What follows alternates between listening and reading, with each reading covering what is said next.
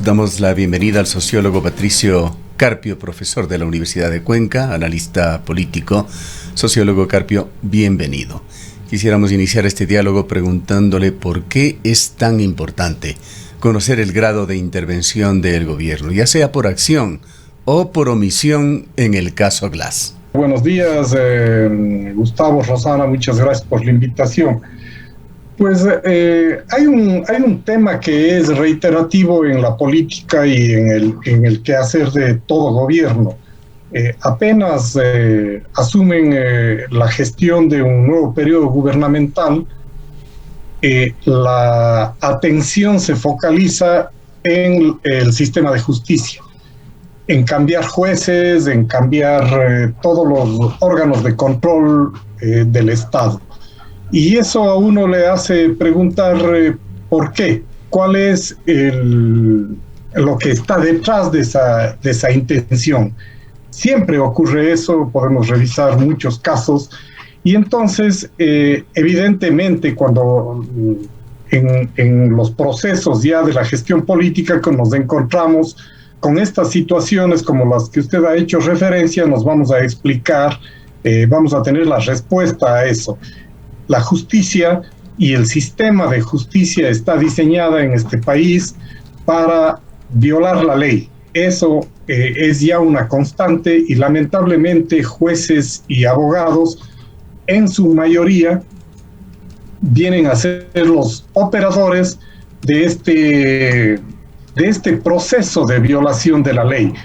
Y está clarísimo entonces que la relación entre política y justicia está muy hermanada, y ahí lamentablemente ocurren una serie de hechos y de procesos jurídicos y de todo orden que no hacen más que dejarle estupefacto a la opinión pública y al común de los ciudadanos.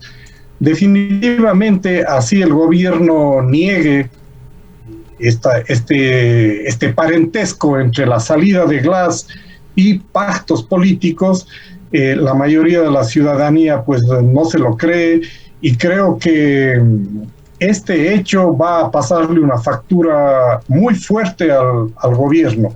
Vale decir que según las encuestas de opinión de las empresas que hacen estas mediciones, el presidente Lasso y su gobierno está de caída. Creo que el poco capital político que le está quedando a partir del proceso de vacunación, este hecho viene a ser uno de los más importantes políticamente hablando, y que le va, como dije, a pasarle una fuerte factura, y esto va a redundar a su vez en los proyectos de consulta popular que está tramando el gobierno. Entonces creo que independientemente de que no tengamos pruebas fehacientes de una alianza política, de un pacto, de un acuerdo, sin embargo las cosas están a la vista. La ley tributaria, esa ley que pasó entre gallos y medianoche y por un descuido, entre comillas, de UNES, pues creo que es el indicador más claro de que algo estaba cocinándose por debajo. Hay algunos antecedentes, sociólogo Carpio, que vale la pena recordar. Este bloqueo que se dio de la Asamblea Nacional, con la excepción de la aprobación a la ley tributaria. Vinieron luego graves problemas, bloqueos constantes que se perfilaron también o incidieron en problemas de gobernanza y gobernabilidad.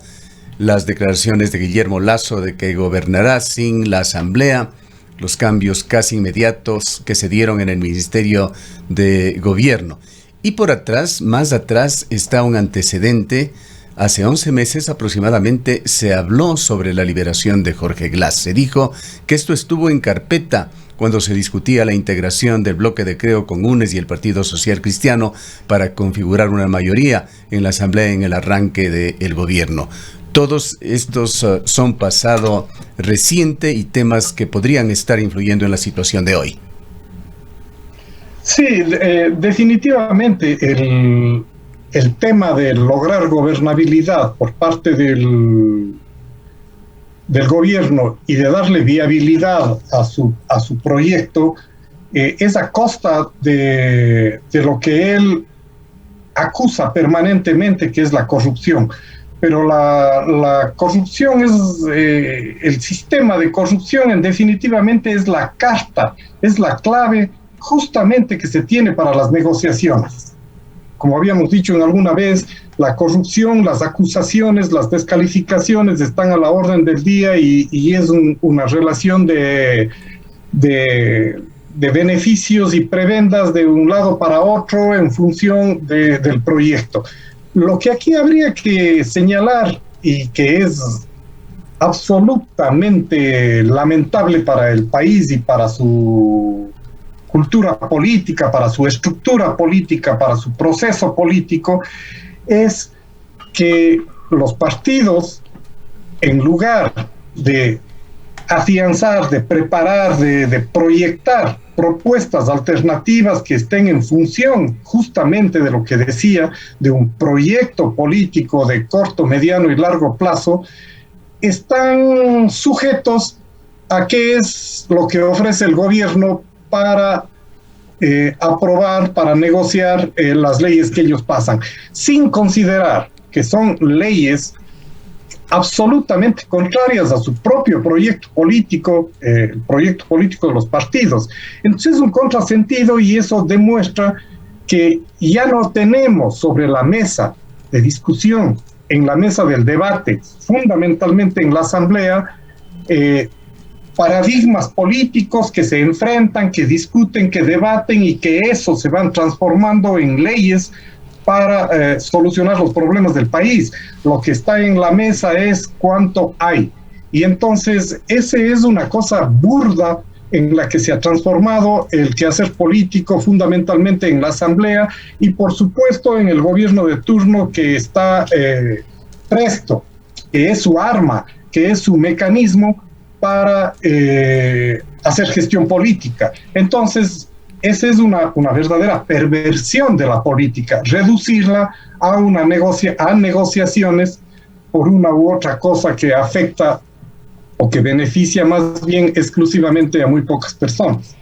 Sociólogo Carpio, esta decisión o este presunto pacto entre el oficialismo y el correísmo lo podremos ver probablemente más adelante. Esto podría generar una cadena de acciones, por ejemplo, al interior de la Asamblea Nacional, donde hay varios temas pendientes: la evaluación a los integrantes del CAL, la presunta destitución de Guadalupe Llori como presidenta del Legislativo. ¿Quiénes asumirían estos espacios? ¿Quiénes se tomarían a partir de estos presuntos acuerdos, estos espacios que además derivarían en otras acciones, como es avanzar en los procesos de juicio político, por ejemplo, a los integrantes del Consejo de Participación Ciudadana, donde hay también varios pendientes, como la designación de autoridades, entre ellas el Contralor?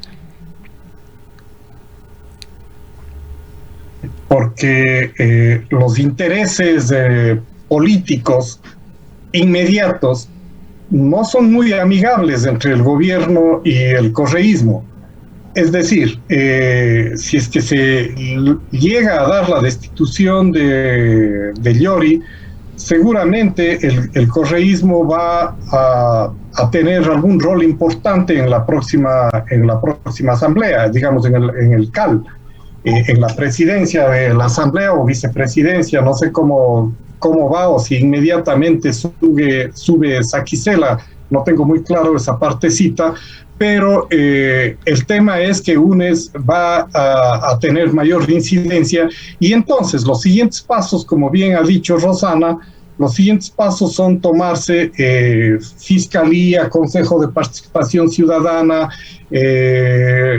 etcétera, ¿no? ¿Y qué es lo que está detrás de todo aquello? Pues abrir el camino para desestimar, para desechar todos los procesos que están en marcha respecto al gobierno correísta, de corrupción y de malversación de fondos, etcétera, que están ahí en procesos.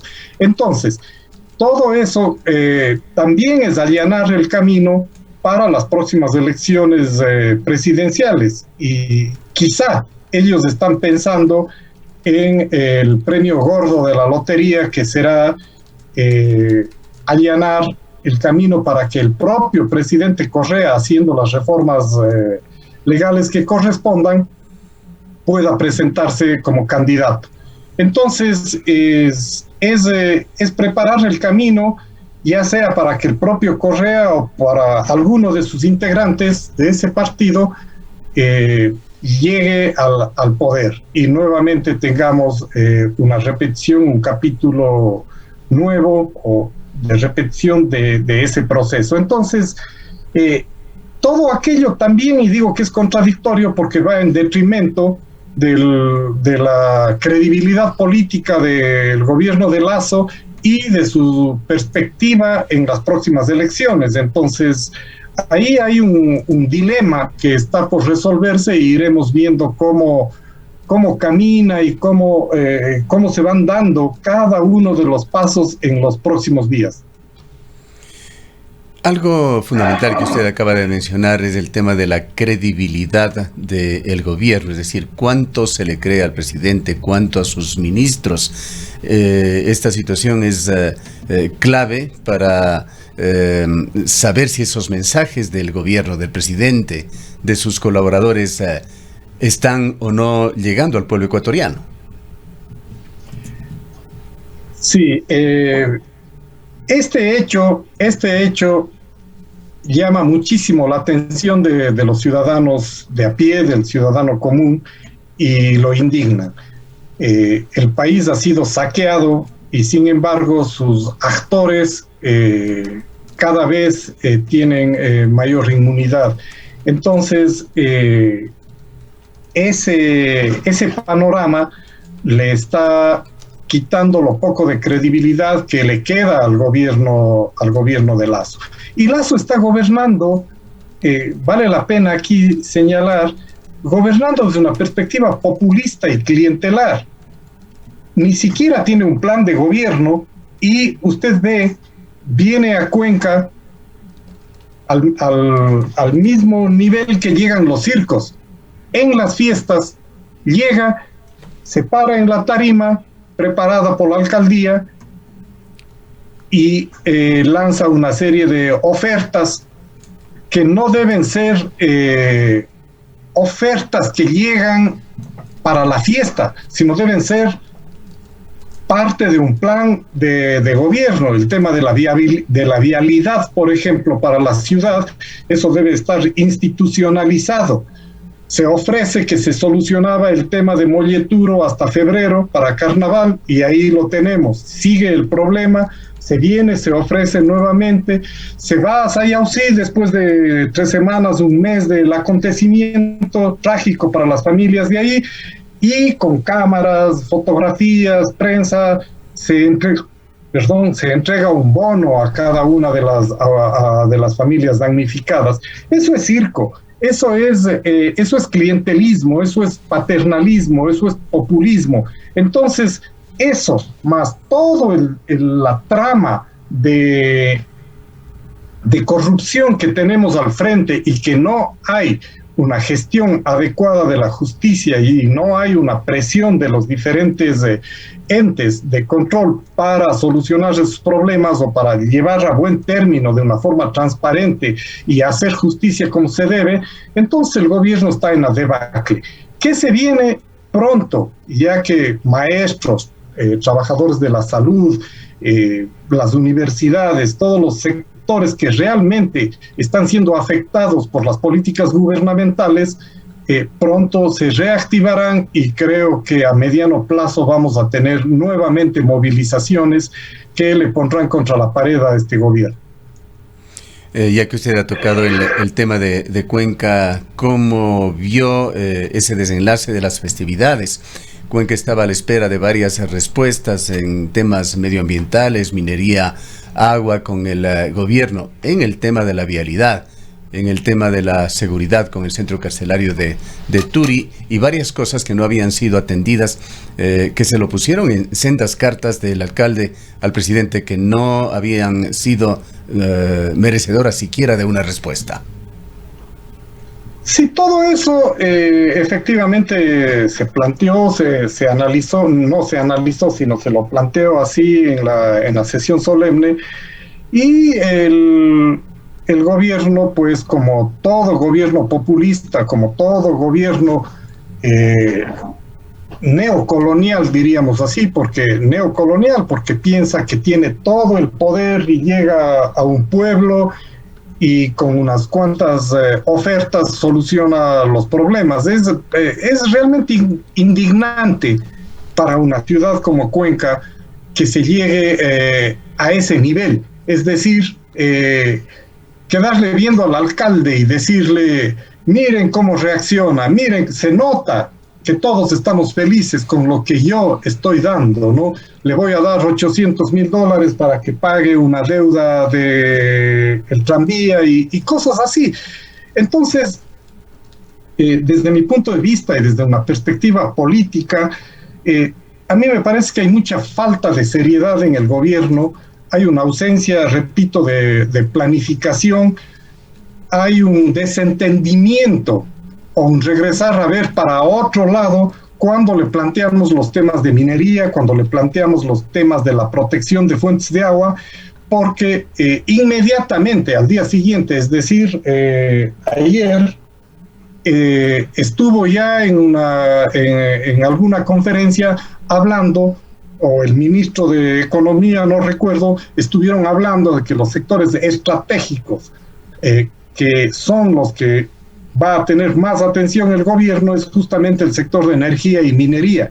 Y estuvo hablando de toda la apertura a la inversión extranjera y de empresas transnacionales para la minería. Es decir, la minería es fundamental, es un eje central en la política de este gobierno, la política económica, mientras ciudades como la nuestra y muchas otras ciudades y muchas otras comunidades y otros territorios estamos atentos y alertas a los problemas que trae la minería. Entonces, mira para el otro lado, hace una señal de que sí, que tienen razón, que la transición ecológica, que es el primer país en Latinoamérica en tener un ministerio de transición ecológica, y sin embargo, con la otra mano, abre las puertas justamente a ese tipo de producción que es, o de extracción que es altamente contaminante.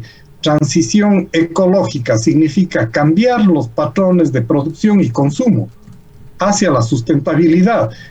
Entonces, aquí, como siempre, nos quedamos otra vez en los discursos y en poner bonitos nombres a las cosas y hacer todo lo contrario. Ahora, Patricio, prácticamente este es un año electoral, estamos próximos a un proceso en febrero del año 2023. ¿Ya hiciste alguna referencia a lo que podría ocurrir con la propuesta de consulta popular luego de lo acontecido en estos últimos días? En esta propuesta del presidente Guillermo Lasso, prácticamente la consulta popular estaría muerta, se ha dicho inclusive. Pero ¿qué va a pasar con las elecciones seccionales? ¿Qué pasa con las otras fuerzas políticas? ¿Qué pasa con Pachacuti? ¿Qué pasa con el sector indígena, la izquierda democrática? En estas semanas estamos viendo que hay conversaciones a todo nivel para analizar las alianzas y las perspectivas para las elecciones seccionales. Ahí tenemos todavía listas muy grandes, muy amplias de candidaturas en los diferentes partidos. Todavía no está claro, por ejemplo, en Cuenca, quién va para la alcaldía, quiénes van para la prefectura, suenan nombres, se quitan nombres, se hablan de alianzas entre unos, entre otros, etc. Entonces, ahí estamos en un panorama todavía bastante abierto. Sin embargo, una de las cuestiones que habría que reclamar, que habría que plantear, que habría que insistir, es la calidad de los representantes que ponen los partidos políticos para las lides electorales. Lamentablemente, el país se está cayendo también por causa de la calidad de los políticos que están en los puestos como la asamblea, como los gobiernos locales, etcétera. Calidad de asambleístas, calidad de alcaldes, calidad de prefectos, etcétera. Entonces, ese es otro de los grandes problemas que tiene el sistema político ecuatoriano. Y entonces ahí lo que podemos ver, he escuchado acá para Cuenca algunos nombres que realmente podría decir, como dice la gente común, de terror, si es que llegarían a postularse y tener la posibilidad para la alcaldía, sería absolutamente nefasto, porque lo que nosotros en Cuenca y en todas las ciudades y en todos los cantones, lo que se necesita es gente que tenga una visión de territorio, una visión de ciudad, una visión de transformación, una visión de cambios que respondan a las necesidades de la sociedad, a las necesidades del ambiente, a las necesidades en general de la economía, etcétera, ¿no? Y entonces la política y los partidos políticos, lamentablemente, esto tengo que decirlo, lo digo muchas veces, están bastante divorciados de las necesidades de la sociedad. Entonces, frente a estos hechos de corrupción, etcétera, los comentarios son muy superficiales y no se toma posiciones. Yo recuerdo hace muchísimos años las posiciones de los partidos políticos para enfrentar al partido de gobierno cuando había oposición eran mucho más radicales, eran mucho más de frente, eran con movilizaciones, etcétera. Hoy, pues, máximo una declaración en la televisión diciendo que ha habido un error en la votación, que se han confundido y que llevarán a la Corte Constitucional el problema, cosas de ese tipo, porque en el fondo y detrás lo que se está buscando es, muy bien, hemos cumplido la negociación y vamos a seguir en esto para ver cuánto más hay y cómo negociamos. Entonces, estamos un poquito mal en temas del escenario político. Ojalá se vaya reconfigurando esto, pues el país está yéndose de frente hacia la debacle, porque no hay reactivación económica, porque los indicadores de pobreza están subiendo, porque la salud no tiene presupuesto, porque la educación no tiene presupuesto o han sido disminuidos sus presupuestos. Entonces no estamos atendiendo lo fundamental, estamos entregando el país hacia afuera como reiterativamente plantea Lasso, más Ecuador en el mundo, más mundo en Ecuador. ¿Y qué pasa con el Ecuador para el Ecuador? Yo quisiera volver al tema de lo que se trató aquí en la ciudad de Cuenca y ese otro talón de Aquiles de la provincia de La Suay que está afectando mucho la productividad en esta provincia, las malas carreteras. Y refresquemos lo que ha sido la historia reciente de La Suay. Esa promesa, me parece que fue en el año 1983 en la plazoleta de Santo Domingo del expresidente León Febres Cordero sobre la cuenca Molleturo-Naranjal. Tuvimos los diferentes componentes de esta comunidad cuencana que insistir al gobierno. En este caso incluimos porque como medios de comunicación insistimos en esa oferta que se cumplió a medias luego de más de una década de esa promesa de que se construiría lo que León Febres Cordero dijo sería una autopista a la costa, la autopista que sabemos todas las volubilidades que tiene ahora, pero en todo caso es una vía que se llegó a hacer tras una promesa presidencial. Luego tuvimos en la época de Rafael Correa esa marginación de la provincia de La Suay, con menos de un 2% de la inversión nacional dirigida hacia la provincia de La Suay, vías que más bien han estado en un constante deterioro hasta llegar a la situación actual. En el gobierno de Moreno, ¿qué es lo que primó con respecto a La Suay? Una cantaleta con respecto al ingreso sur. con plazos que ya llegaban y nunca llegaron. Este proyecto, hasta donde entendemos al momento, está prácticamente abandonado por el gobierno actual. Y la duda que nos nace es que con esta sugerencia de que se empiece con un proyecto de una autopista entre Cuenca y Guayaquil, muy necesaria sí, pero sabiendo cómo se dan las cosas, me parece que solamente se está entregando un nuevo señuelo de distracción antes de que se exijan de que en forma urgente las carreteras de la SUAY puedan entrar en un programa de mantenimiento y conservación vial por resultados aplicado en muchas partes del país con el apoyo de la CAF. No puede seguir como está la vía Cuenca-Molleturo-Naranjal, la Cuenca-Girón-Pasaje, las vías al oriente. Esto tiene que cambiar.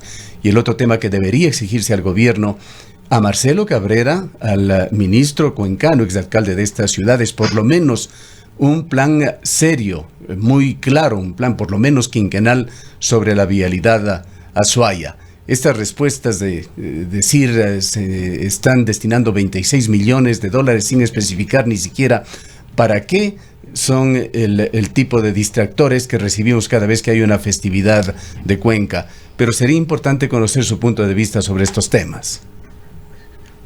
Gracias, Gustavo. Realmente usted ya ha hecho el análisis y ha dicho todo, y yo estoy absolutamente de acuerdo con usted. Habría que agregar que los que sabemos de planificación decimos claramente cualquier punto, elemento, situación que está planteada en un plan, para que ese plan tenga viabilidad, tiene que constar necesariamente programas, proyectos y presupuesto. Si es que no tiene un programa, proyecto, presupuesto, entonces lo que se está diciendo es demagogia. Y por tanto, como usted bien ha señalado, esa oferta de decir vamos a construir la nueva carretera Cuenca-Guayaquil, y toda la sala, que estarían 2, 3 mil, 4 mil personas ahí, aplaudiéndole por poco de pie. Es increíble cómo la sociedad cuencana no reaccionamos. Porque ¿quién puede creer que va a hacer, si ni siquiera en un año pueden solucionar un paso de 200 metros en la zona de Molleturo, van a hacer una carretera Cuenca-Guayaquil nueva, una autopista? Creo que si eso, como usted lo ha señalado, eso tiene que ir a un plan vial en el que se plantee claramente la solución a los problemas de la SUAY por todos sus entradas, norte, sur, este, oeste. Cuenca está despedazada con el tema de la vialidad, y tenemos un ministro que en noviembre, que también fue aplaudido, el 3 de noviembre, ofreció como salida un vuelo directo entre Cuenca y Nueva York, creo, y aplausos. Entonces, a mí me parece que los gobiernos se burlan de Cuenca, y los cuencanos, como somos gente educada, como somos gente tranquila, dejamos hacer, dejamos pasar y no reaccionamos. Entonces yo creo educada, que tranquila e ingenua tendríamos que añadir, sociólogo Carpio.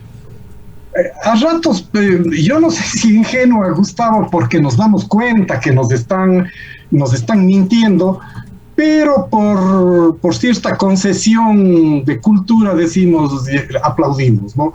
Y lo lamentable es que el nuevo ministro, habiendo sido alcalde, habiendo sido prefecto, y que como cuencano conoce más que nadie en la situación, esté en ese ir y venir, dando vueltas y no solucionando adecuadamente y definitivamente el problema de la vialidad en el Ushuaia. Y como usted bien lo señaló, eso por supuesto afecta fundamentalmente al sistema a la económico local, territorial, regional, porque la producción a dónde sale, cómo se mueve, cómo se transporta, por los 4 costados. Entonces, no sé, yo creo que las autoridades tal vez deberían llamar, como hacíamos antes, a una asamblea popular ciudadana y exigir, de acuerdo a un plan, no solamente pedir que se arregle la vía Molleturo, el kilómetro 49, sino exigir con estudios adecuados qué es lo que se tiene que hacer y insistir en el gobierno para que se asignen los recursos correspondientes y no esperar que vengan a las fiestas de Cuenca a hacer estas ofertas, cual engaño permanente en 3 de noviembre, 12 de abril. Bien, para finalizar, sociólogo Carpio, ¿cómo ve usted la relación futura, tal como están las cosas, entre el gobierno de Guillermo Lasso y el austro del país? Porque el austro vive una realidad similar a la provincia de la Azuay. El calentamiento social es un proceso progresivo.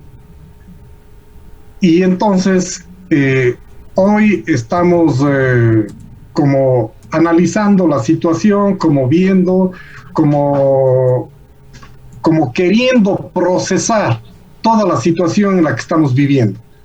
Creo que yo estoy seguro que en los próximos meses la tendencia de este gobierno es ir en la línea de profundización de políticas neoliberales a través de decretos, a través de entrega de recursos, a través de el tema minero, como usted mismo ya señalaba. Creo que eso va a ir poniendo capa tras capa de descontento en nuestra región y quizá en el país, y en los próximos meses irá habiendo ya mayores reflexiones de grupos promotores, de asambleas locales, ciudadanas, parciales, y creo que a la larga este año 2022, siendo un año electoral, va a haber reacciones sociales. Ojalá esa reacción social se pueda canalizar a través de, qué sé yo, la Carta de Cuenca al gobierno nacional, con una serie de planteamientos ahí que tengan respaldos técnicos, respaldos fundamentados, y exigir aquello. Pero siento que el divorcio entre nuestra ciudad y nuestra región con el gobierno es cada vez más próximo. Muchas gracias por habernos acompañado. Han escuchado al sociólogo Patricio Carpio, profesor de la Universidad de Cuenca y analista político.